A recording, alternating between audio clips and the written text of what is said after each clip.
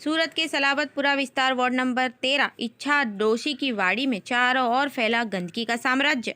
इस विस्तार में काफ़ी सारे मध्यम वर्गीय और श्रमिक लोग रहते हैं, जहां पर चारों ओर गंदगी का साम्राज्य फैला हुआ है। इस फैले हुए गंदे पानी और कचरे के ढेर की वजह से इस एरिया में पूरी गली में नील जम गया है। इस जमे हुए नीम की हालत को देखकर ऐसा लग रहा है कि इस विस्तार में गंदगी से लबालब भरा हुआ ग्रीन गार्डन चारों ओर अपनी जड़ें फैला रहा है। इस कोरोना महामारी में अगर इस तरह चारों ओर गंदगी का साम्राज्य फैला रहेगा तो आम जनता अपना जीवन कैसे गुजारेगी। इस फैली हुई गंदगी के बारे में बार बार शिकायत करने पर भी सूरत महानगर पालिका की ओर से इस मामले को गहराई से नहीं लिया जाता और सिर्फ ऊपरी साफ सफाई करके इस विस्तार को सिर्फ थोड़े दिनों के लिए साफ सुथरा किया जाता है। लेकिन कुछ दिनों के बाद फिर से पहले की तरह चारों ओर गंदगी फैल जाती है और जगह जगह चैम्बर भर जाते हैं, जिसके कारण यहाँ के निवासियों को काफ़ी दिक्कतों और मच्छरों के आतंक से होकर गुजरना पड़ता है। इस विस्तार में आने वाले दिनों में भयानक प्लेग फटने की संभावना पूरी नजर आ रही है। इस मुद्दे के बारे में वहाँ के निवासियों ने आम आदमी पार्टी के रमेश भाई गोटावाला से शिकायत की। उनकी शिकायतों के मद्देनज़र उस विस्तार में आम आदमी पार्टी के रमेश भाई गोटावाला सहित सभी सदस्य और कार्यकर्ताओं ने जाकर उस जगह का सर्वे किया और जगह जगह फैली हुई गंदगी पाई गई। आने वाले दिनों में अगर इस फैली हुई गंदगी का निकाल नहीं किया गया तो इस विस्तार में फैली हुई गंदगी के कारण फटने वाले प्लेग और बीमारियों की वजह से किसी को भी जान का नुकसान होने की पूरी संभावना यहाँ पर दिखाई दे रही है। रिपोर्ट बाय परवीन पठान, समाचार इंडिया न्यूज़, सूरत।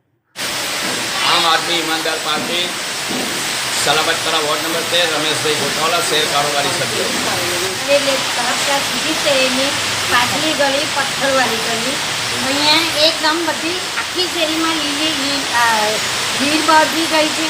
પથ્થર નખાવાની જરૂર છે, મોટા ચેમ્બરો બધે નવા બનાવવાની જરૂર, કારણ કે વારંવાર પાણી ભરાયા કરે એ પાણી અમારા ઘરમાં ભરાઈ જાય એટલે અમારે ઓનલાઈન એમને કમ્પ્લેન કરવી પડે, આવે સાફ કરી જાય, પાછું ત્રીજે ચોથે દિવસે એકનું એક જ રિપીટ હોય છે।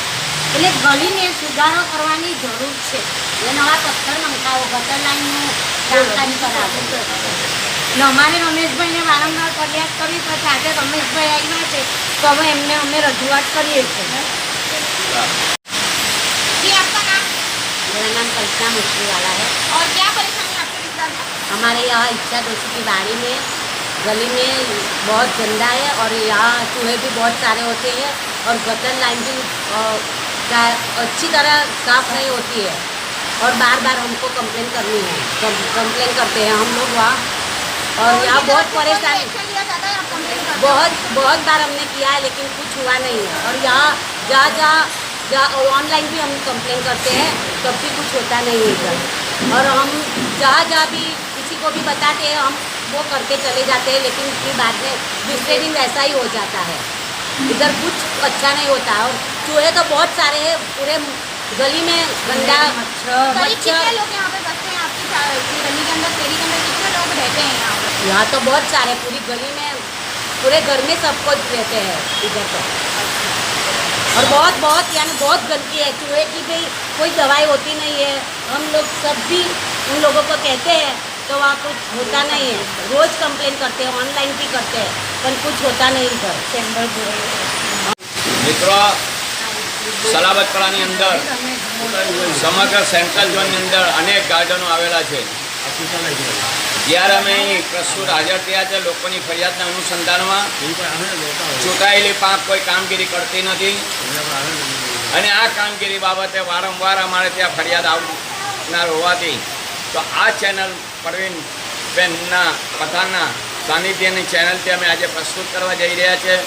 મિત્રો ગાર્ડન સુરત શહેરની અનક છે, જ્યારે આ ગાર્ડનનું ઓપનિંગ કોણ કરશે અમારે સત્તાધીશોને કહેવું છે કે અમારે અહીંયા પણ આ એક નાની સી ગલીમાં એક ગાર્ડન જોયો, તમે આપ જોવા આવો તો ગાર્ડન કેવો છે તે એક નમૂના રૂપ બનશે। સુરત શહેર સ્માર્ટ સિટીની તમે વાતો કરો છો, વળી ખોટી વાતો થાય છે।